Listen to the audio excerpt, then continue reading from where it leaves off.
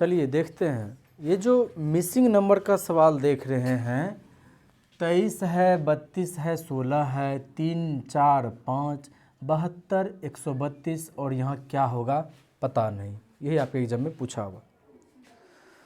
देखिए missing number का सवाल ऐसा होता है जिसका कि कोई माँ बाप नहीं, कोई छोर नहीं, कोई एगो रूल रेगुलेशन आप नहीं लगा सकते। यहाँ पर क्या होगा, आप ऐसे कह सकते हैं कि 23 32 से 16 कैसे हुआ, 3 4 से 5 कैसे हुआ, उसी तरह से 72 132 यहाँ कोई संख्या आएगा। एक तो ये हो गया, ये आपका हो गया कैसे, तो रो वाइज। ठीक है, रो का मतलब होता है सुतल सुतल, ऐसे ऐसे इसको कहते हैं कॉलम वाइज। तो ऐसे चढ़ाते इसको रो कहते, ऐसे कहते कॉलम। तो ये तो हो गया रो वाइज से 23 32 से 16 कैसे बना, 3 4 से 5 कैसे बना, 72 132 से ये कैसे बनेगा। एक तो ये हो सकता है। दूसरा ये हो सकता है कि 23 3 से 72 कैसे बनेगा, 32 4 से 132 कैसे बनेगा, 16 5 से ये कैसे बनेगा। बात समझ रहे हैं? तो आपके लिए सबसे पहला चुनाव क्या है मिसिंग नंबर के सवाल में, इस तरह के सवाल में, कि वो रो वाइज चल रहा है कि कॉलम वाइज चल रहा है। यदि आप यही नहीं पता पाइएगा, अनुमान लगा पाइए कि रो वाइज चल रहा है कि कॉलम वाइज चल रहा है, गड़बड़ हो जाएगा। आप चल रहे हैं ऐसे करके, क्या पता ऐसे करके दिया हुआ है, वहाँ कन्फ्यूज हो जाइएगा, कितनों माथा पच्ची पकड़ के माथा फोड़ लीजिएगा तैयो सवाल नहीं बनेगा।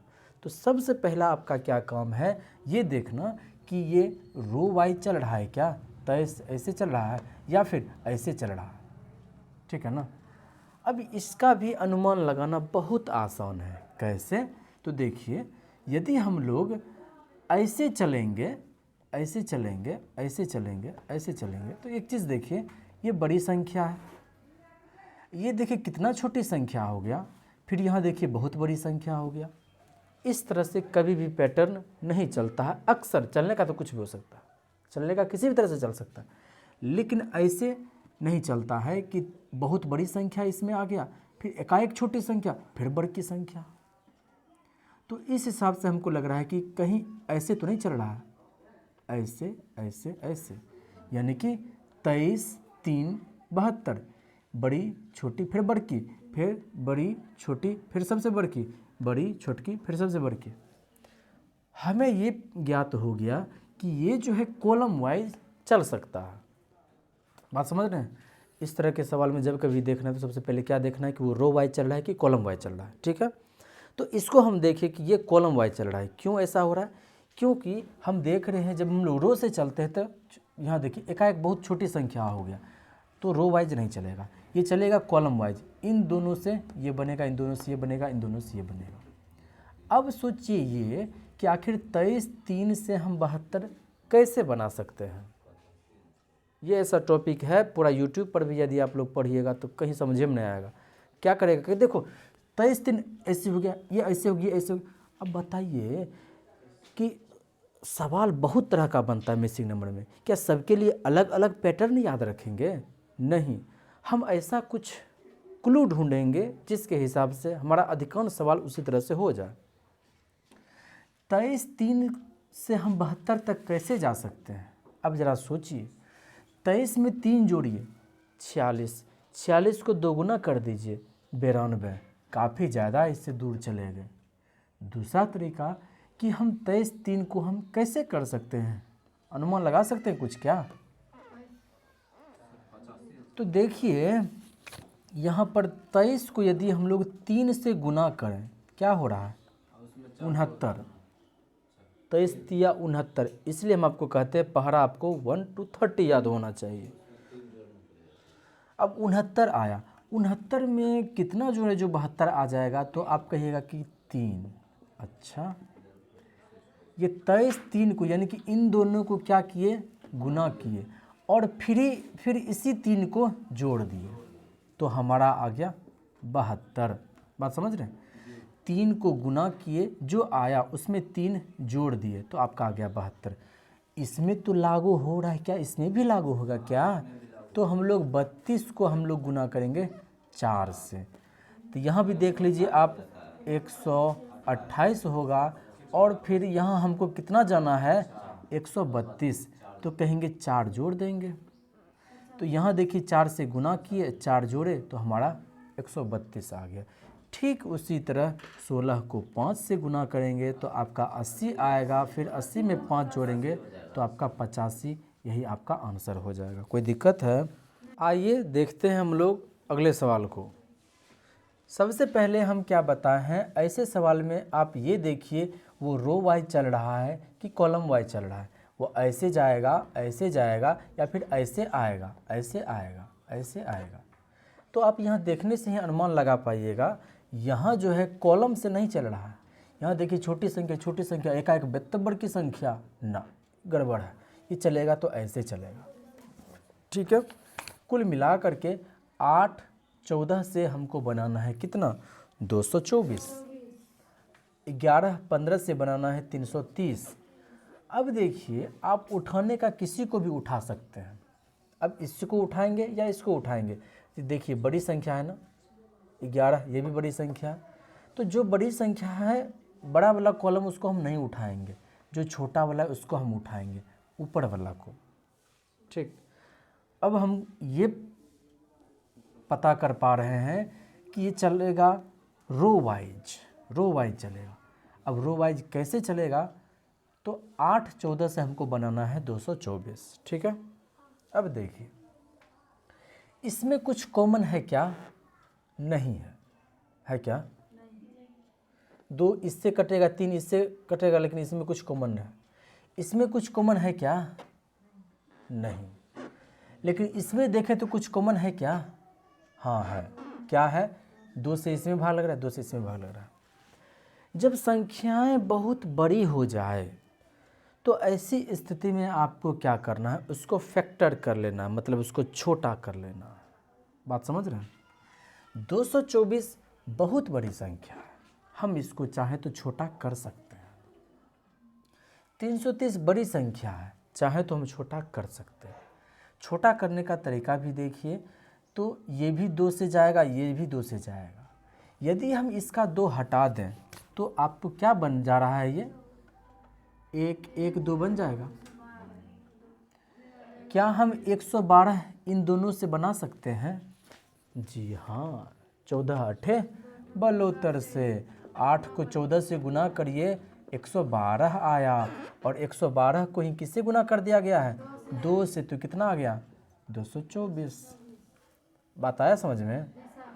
उसके बाद 11 को 15 से गुना करने के लिए बोला जाए तो ये होगा 165। इसको भी 2 से गुना करिए तो क्या यहाँ आपको 330 नहीं आ रहा है?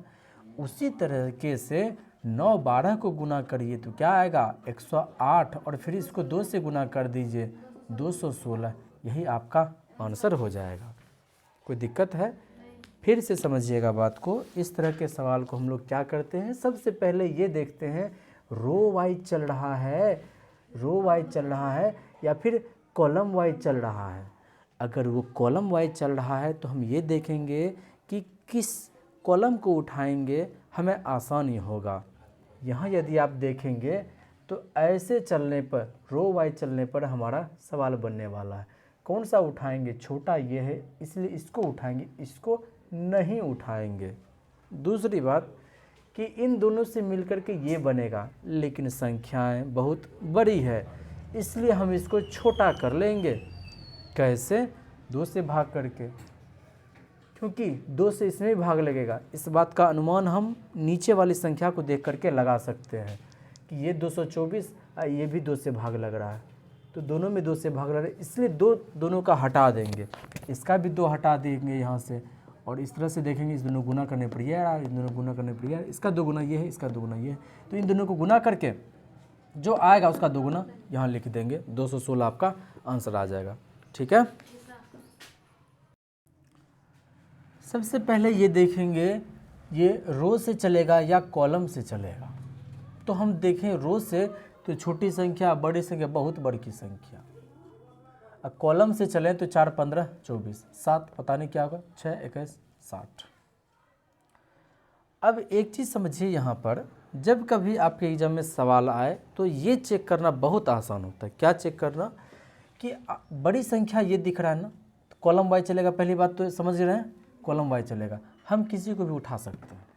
ठीक, देखिए मान लीजिए हम लिखें एक्स वाई जेड, ये बड़ी संख्या है, तो आप ये देखिए एक्स से कहीं भाग लगा के देखिए, भाग लग रहा है क्या? वाई से भाग लगा के देखिए, भाग लग रहा है क्या? फिर इन दोनों को जोड़ करके भाग लगाइए, भाग लग रहा है क्या? इन दोनों को घटा करके भाग लगाइए, भाग लग रहा है क्या? तो इससे आपको बहुत आसानी हो जाता है किसी भी सवाल के आंसर तक पहुंचने में। हम क्या क्या बोले हैं, एक्स वाई जेड, चाहे ये कॉलम वाइज हो चाहे रो वाइज हो, क्या सबसे पहले चेक करना है, भाग लगा के देखेंगे नहीं लग रहा है, वाई से भाग लगा के देखेंगे नहीं लग रहा है, इन दोनों को जोड़ करके भाग लगा के देखेंगे नहीं लग रहा है क्या, या फिर घटा करके देखेंगे तब भाग लगाएंगे, लग रहा है क्या? बात समझे हम क्या बोल रहे हैं? अब देखिए 4 से इसमें भाग लगाइए, 11 बार में आ रहा है, 11 हम कैसे बना सकते हैं? देखिए 4 से इसमें भाग लगा के देखिए, जब हम यहाँ भाग लगा रहे हैं 4 से 44 में, तो कितना आ रहा है? 11। और 11 कैसे बना सकते हैं? तो 15 में से आप ऊपर वाला को घटा करके, बात समझ रहे हैं? 4 को आप क्या कर रहे हैं, 15 में से 4 घटा करके गुना कर दे रहे हैं, तो नीचे वाला संख्या आ रहा है। ठीक है, अब यहाँ देखेंगे ये 16 है, 6 है, और फिर 21 में से आप यदि 6 घटाइए तो आपका क्या, 15 छके 90 आ रहा है। गलत हो गया, एक में तो हमारा लग गया लेकिन दूसरे में हमारा जा कर के गलत हो गया। सभी में सेटिस्फाई करना चाहिए, तभी जा कर के हम उसको सही कहेंगे। ये तो गलत हो गया, पहली बात ये हम देख चुके हैं, ये हमारा गलत हो गया। अब दूसरा क्या तरीका बचता है, तो ये देखिए भाग लगाने वाली बात बोले थे, ये हम ट्राई कर चुके हैं, ये नहीं हो पाया। ठीक, अब ये देखिए क्या इन दोनों को घटा करके लगाएंगे, 11 से 11 चौके 44 से घटा करके यहाँ भी देखेंगे, फिर वही बात पड़ गया, इससे भाग लगाएं या इन दोनों को घटा करके भाग लगाएं, बात वहीं पड़ जाता है। अब देखिए तीसरा जो हम लोग रामबाण जो इस पर चलाएंगे वो ये चलाएंगे कि अब देखिए इसमें कुछ कॉमन है क्या, कहेंगे नहीं। इसमें कुछ कॉमन है क्या, हाँ हमको 3 दिख रहा है दोनों में, लेकिन इसमें कुछ कॉमन दिख रहा है क्या, हाँ 4 दिख रहा है। नीचे में देखिए 4 दिख रहा है, 4 इससे निकाल दीजिए तो क्या बचेगा, 11, और यहाँ का 4 निकाल दीजिए 17, और यहाँ का 4 निकाल दीजिए 15, और 11 बना सकते हैं क्या इन दोनों को घटा करके? हाँ, इन दोनों को घटा के क्या 15 बना सकते हैं? हाँ, इन दोनों को घटा के भी क्या बनाएंगे, 17। x में से आप 7 को घटाइए ताकि वो 17 बन जाए, तो x के जगह पर क्या हो जाएगा, 24। ये आपका कितना आंसर आ गया, 24। बात समझ में आया? देखिए क्या 44 को छोटा कर सकते हैं, 4 से लग रहा है, 68 भी 4 से लग रहा है, 60 भी 4 से लग रहा है, तो सबका 4 निकाल दीजिए तो क्या बचेगा, 11। इसका 4 निकाल दीजिए क्या बचेगा, 17। इसका 4 निकाल दीजिए क्या बचेगा, 15। अब हम 11 कैसे बना सकते हैं, इन दोनों को घटा करके। 15 कैसे बना सकते हैं, इन दोनों को घटा करके। ठीक उसी तरह से इन दोनों में से घटा करके हमको 17 बनाना है, तो वो संख्या कौन सी होगी, 24, 24।